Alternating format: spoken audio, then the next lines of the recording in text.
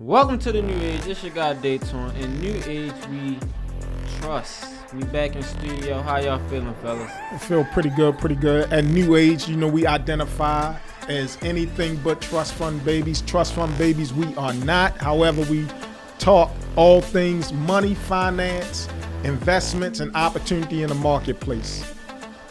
And today is Hot Take Tuesday. Well, we have any take that come across our desk, we bring it to you and bring it to your attention. Let's get today's started. Hot Take Tuesday.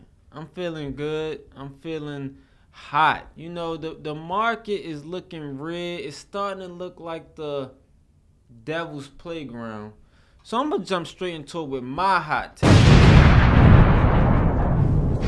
Everything litty, I love when it's hot. We're seeing red. It's a bloody massacre going on in the stock market right now. But I just think it's time to relax. The quote the great Aaron Rodgers, RELAX. Relax. The stock market is not about to crash. The stock market, we are not about to see a recession. We are not about to see the Great Depression. You seeing YouTubers out the wazoo promoting fear, panic selling. It's going to be okay. A slight retracement after a roaring 2020, a roaring 2021 for the most part. Listen, we're going to be okay. It's a perfect opportunity to buy the dip. It's a perfect opportunity. This is where real wealth and real gains are made. When people are panicking, you stay calm. So again, to quote the great Aaron Rodgers about today's stock market, my hot take is RELAX. Relax. Hot Take Tuesday. That's my take. My hot take Tuesday is Ukraine, Russia, and the United States.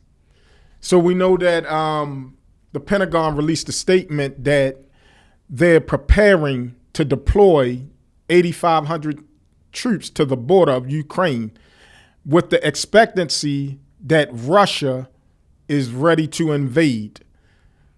So the good thing for us, for you and I as investors, is it's an opportunity for us to grow our portfolios. That being said, what? I don't know what that look was. Go ahead, continue. That being said, every time the last war that happened in Afghanistan, the United States was spending $10 billion a month to fund that war. So every time war takes place, the banks get rich. Again, this is an opportunity for you and I to get rich or to grow our investment portfolios. I suggest you look into companies, or this is not financial advice.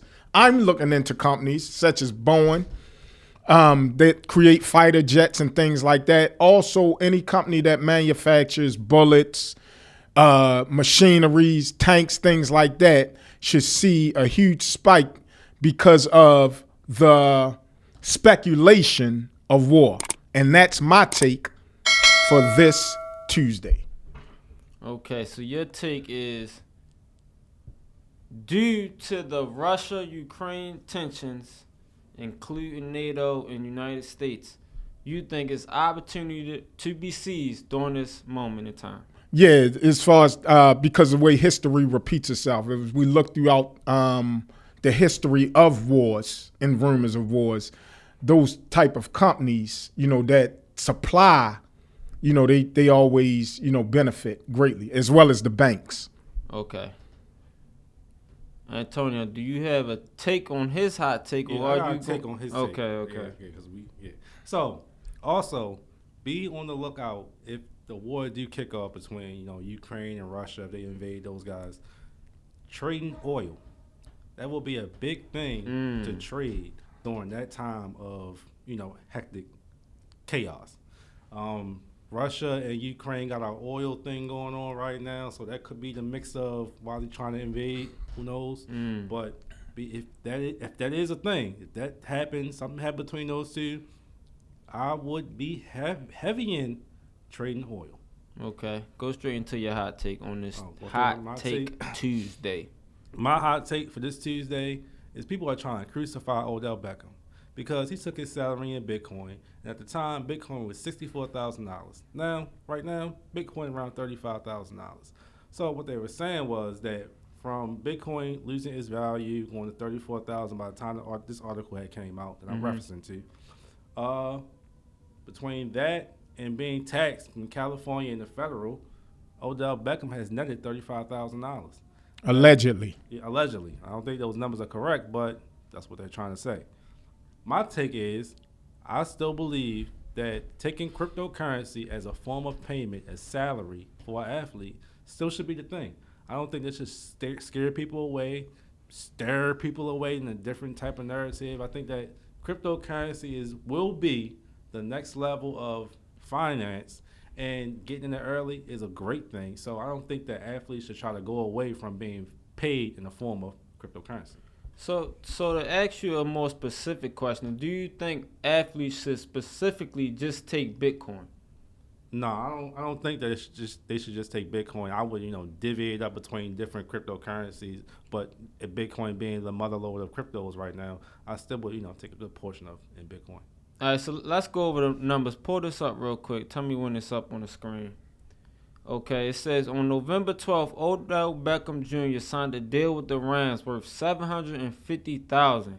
He announced he would take that in Bitcoin. At the time, Bitcoin was worth $64,293. Today, it is worth $35,400. Today, that deal is worth $412,953. Odell will be taxed $750,000. For the federal and California state tax will be 50%. 50%.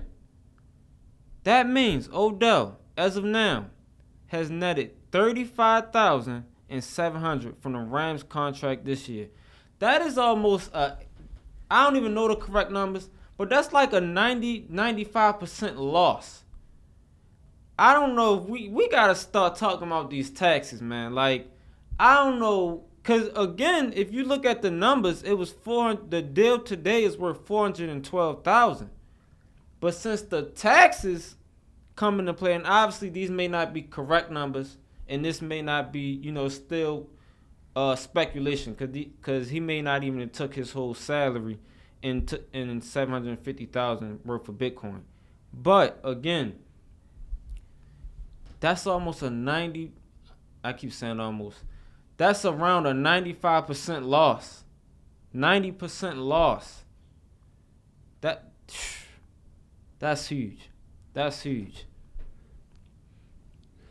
My take is, on my perspective, I think that, number one is all speculative right now, as a narrative. But anytime, I want to speak specifically on the point you made that athletes should continue to receive their salary in crypto. I support that. I believe that as well, Antonio. You got, anytime you have countries adopting it as legal tender, such as El Salvador. In fact, El Salvador just bought another 15 million, since the dip has occurred. Followed by that, Turkey is preparing to make Bitcoin this legal tender. So when you have whole countries adopting it as their currency, I just see crypto as the currency for the future. So just like any other asset, gold, silver, Bitcoin alike, all takes dips, but they tend to stand the test of time. They tend to stand the test of time. So your hot take was athletes should still take crypto, even though they could lose possibly, or take not permanent loss, but take potential losses of 90, 95%, 80%. And that was your hot take. Yeah. Your hot take was it's opportunity in the market with these Rumors of wars. Rumors of wars, tension in the political sphere of Ukraine and Russia. And my hot take was, we're going to be okay. Relax.